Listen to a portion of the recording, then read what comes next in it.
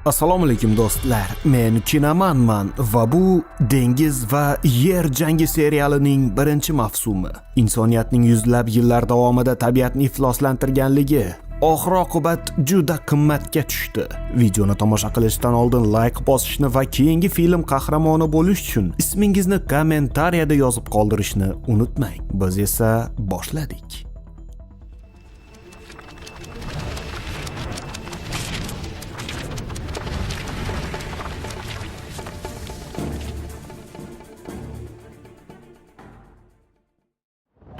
Dengizda baliq ovlayotgan baliqchilar to'satdan dahshatli ho'kirish ovozini eshitishadi. Kutilmaganda to'r ichida nimadir qimirlashni boshlab, qandaydir dahshatli maxluq ko'rinish beradi va uni otib tashlashadi. Streamlardan so'ng charchab uxlab yotgan Zuhaga shoshilinch qo'ng'iroq keladi va u qizini uyg'otib, onasi bilan yashab turishiga to'g'ri kelishini aytadi. Zuhani olib ketgani serjant Sevara keladi.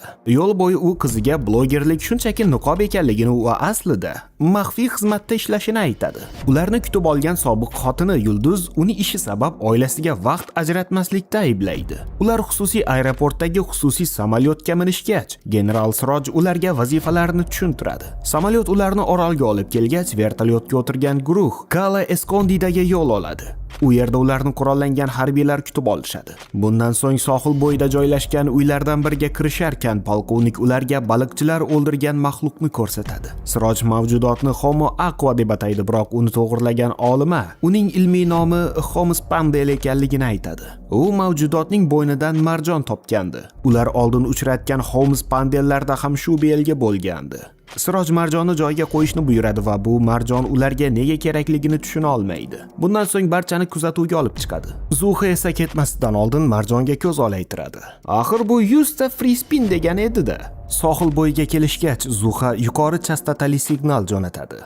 Endilikda javobni kutish qoldi xolos. Ayni damda Homo spandelni qo'riqlayotgan askarlar to'satdan oyoqlari ostidagi beton bilqillab botqoqqa aylanayotganligini payqab qolishadi. Sherigi botqoqqa cho'kayotganligini ko'rgan askar unga yordam berishga qanchalik urinmasin, uni qutqarib qola olmaydi. Uning o'zi ham cho'kay deganida yordam chaqirishga urinadi, biroq aloqa buziladi. Botqoqdan chiqqan qo'llar uni ham tortib ketadi. Bundan so'ng halok bo'lgan turdoshlarini ham olib ketishadi. Shu damda trevoga signali ishga tushadi, biroq binoga kirgan guruh u yerda hech kimni ko'rmaydi. Pol o'z holiga kelgandi, biroq Zuha temir parchasini ko'radi va uni tortgach, qorovullar stulni ko'rishadi.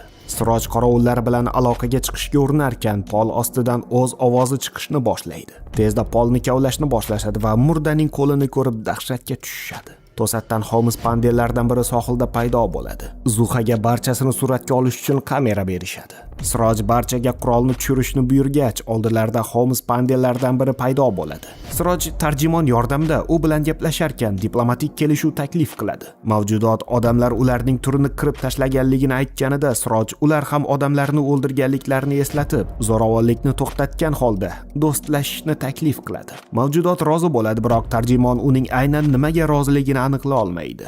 Kutilmaganda suv ostidan yuzlab Homo spandellar chiqib kelishadi. Askarlar qo'rqib qolishadi.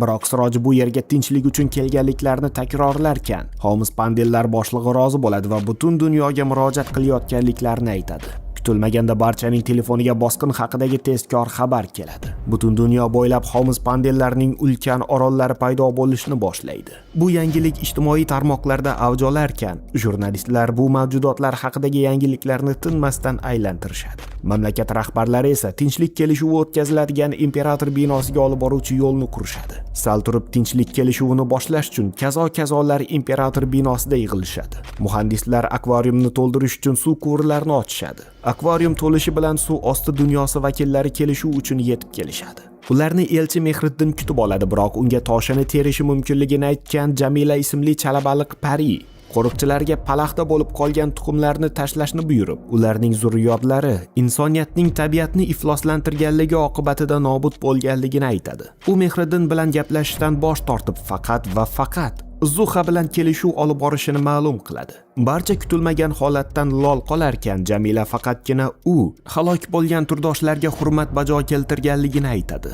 Biroq Zuha bunday burilishga hali tayyor emasdi. Yerga urilgan Mehriddin uchrashuv tugaganligini aytishi bilan Zuhani zaldan olib chiqishadi va uning oldiga kelgan bo'linma boshlig'i Mohidil bu baliq bashara nega unga yopishib olganligini so'raydi. Zuha esa o'laygar xotinim bo'lmasa-da baliqlarga yopishadigan darajada izvrashchenets emasman deydi. Bu paytda uning oilasini maxsus xodimlar olib ketishadi. Yangiliklarda esa baliqlar bilan endi siyosatchi emas, oddiy odam muzokara olib borayotganligi haqida e'lon qilishni boshlashadi. Bosh vazir ham Zuhaning kelishuv olib borishini istamaydi va Mohidildan Jamilaga buni yetkazishini so'raydi.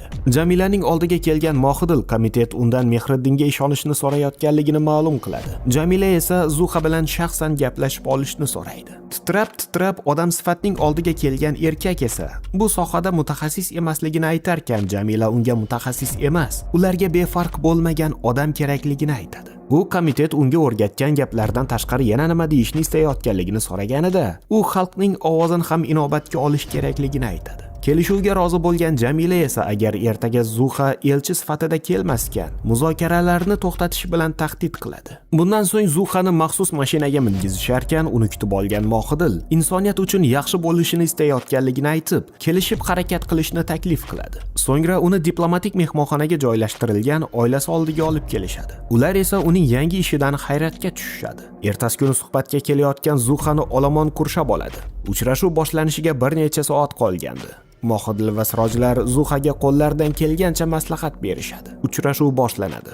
Zuha salomlashgach, Mohidil unga berilgan so'zlarni o'qishi lozimligini eslatadi. Zuha uning bolalari halok bo'lganligi uchun uzr so'raydi va uzrni qabul qilgan Jamila daryo suvidan keltirishlarini so'raydi. Aks holda lom-mim ham demasligini aytadi. Askarlar daryo oldiga kelib bir stakan ifloslangan suv keltirishadi. Jamila Zuhadan suvni ichishni so'raydi, biroq Mohidil bunday qilmaslikni buyuradi. Uning guruhi hukumat tabiatni ifloslantirishning oldini olish bo'yicha ish olib borayotganligini yozib turishadi. Biroq Jamila unga siyosiy bla gaplar emas, ro'y-rost so'z kerakligini aytadi. Mohidil ssenariydan chiqmaslikni buyurarkan, Zuha quloqchinlarni yechadi va odamlarning ahmoqgarchiligi sabab sayyora yo'qlikka yuz tutayotganligini, odamlar bu ularga taalluqli emasday, istaganlaricha cho'chqaday yashashda davom etayotganliklarini aytadi. Bu gaplar Jamilaga yoqib tushib, Zuhaga biroz xushomad ham qiladi.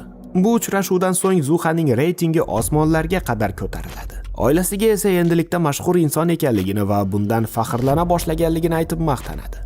Ertasi kuni yana muzokaralar boshlanadi. Zuha hukumat 2064-yilgacha ekologik muammolarni hal qilishga so'z berganligini ma'lum qiladi. Jamila bunga nega shuncha vaqt ketishini so'raganida, Zuha ular buni millionlab yil kutgan ekanlar, demak, bir necha yil hech nima emasligini aytadi. Jamilaning bundan jahli chiqadi va ifloslanish uning xalqiga qanday ofatlar keltirganligini eslatadi. Zuha ortiq bunday bo'lmasligiga uni ishontirishga urinarkan, Jamila ularga imkon berishlarini aytadi. Kutilmaganda samoni qora bulutlar qoplab chaqmoq chaqishni boshlaydi. Odamlar yomg'ir yog'adi deb turishganlarida, "Men senga deganday samodan tonnalab axlatlar yog'ishni boshlaydi." Sarosimaga tushgan odamlar boshpana topishga oshiqishadi. Yulduz haydovchiga bu yerdan ketishni buyuradi. Mohidilning guruhi axlatlar dengiz va daryolardan kelayotganligini aniqlaydi. Barcha hokazolarni olib ketishgach, zalga kelgan Mohidil Jamiladan buni to'xtatishni so'raydi. U esa shunchaki odamlarning ketini tozalayotganliklarini aytadi. Yulduzga qo'ng'iroq qilgan Zuha imperator uyiga kelishni so'raydi. Haydovchi qanchalik harakat qilmasin, axlat yomg'irdan qutulishning iloji bo'lmaydi. Kutilmaganda ustilariga ulkan temir bo'lagi qulab, haydovchini majag'lab tashlaydi. Yulduz qizga qochishni buyuradi. Bundan so'ng Zuhaga qo'ng'iroq qilib, qizlarini topishni so'raydi va o'zi ham qochishga urinadi.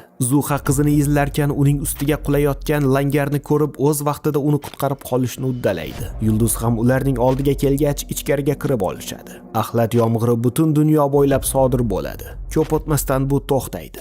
Butun shaharlar katta axlat uyumi ostida qoladi. Hatto Titanik ham bu bayramdan chetda qolmagandi. Zarar 100 milliardlab dollarga teng bo'ladi. Ertasi kuni Zuha chin dildan gaplashib olishga tayyor ekanligini, biroq diplomatik ssenariy barchasini xavf ostida qoldirganligini aytadi.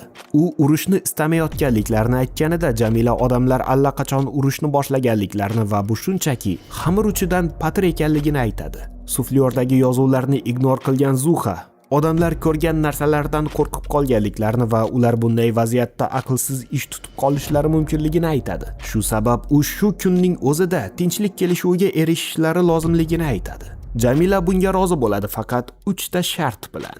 Birinchidan, okeanlar va suv yo'llarini ifloslantirishni bas qilish. Ikkinchidan, chegaralarni belgilash. Homespaundlar butun dunyo okeanlariga egalik qilishadi. Uchinchidan, okeanlarda kemalar harakatlanishi taqiqlanadi. Yetmaganiga okean ustidagi osmon ham okeanning bir qismi bo'lganligi sabab samolyotlarning ham uchib o'tishi taqiqlanadi. Bu shartlardan norozi kazo-kazolar zamonaviy dunyoni import va eksportsiz tasavvur qilishning imkoni yo'qligini aytib qarshilik bildirishadi. Biroq Jamila Zuhadan boshqani eshitishdan bosh tortib jim bo'lishlarini buyuradi. Kutilmaganda uning tusi erkakka o'zgarib, ovozi ham erkaklashadi. Buni ko'rgan Zuha esa sal qolsa transga aldanib qolardim deya qolganlardan tinchlanishlarni so'raydi. Jamila shu damda o'z holiga qaytadi va Zuha odamlar tushunmaydigan narsalardan qo'rqishlarini aytib, hech kimni xafa qilishni istamaganliklarini ma'lum qiladi. Bundan so'ng Jamila bo'ynidagi marjonga teginib, xaritada okean o'rtasida belgilangan nuqtani ko'rsatadi. Zuha esa u keyingi uchrashuvni suv ostida o'tkazishni ko'zlayotganligini tushunadi. Jamila shu yo'l orqali ularning rostdan ham tinchlik tarafdori ekanliklarini sinab ko'rmoqchi bo'ladi. Bu joyni tekshirgan guruh bu joy yerdagi eng chuqur nuqta ekanligini aniqlaydi. U yerga suv osti kemasida tushishning umuman imkoni yo'q edi. Mohidil unga javob bermaslikni buyuradi, biroq Zuha uning shartlariga roziligini aytadi. Shu bilan birinchi fasl tugaydi. Do'stlar, tomosha qilganingiz uchun rahmat. Video yoqqan bo'lsa like bosishni va kanalga obuna bo'lishni unutmang. Keyingi sahnalarda uchrashguncha xayr.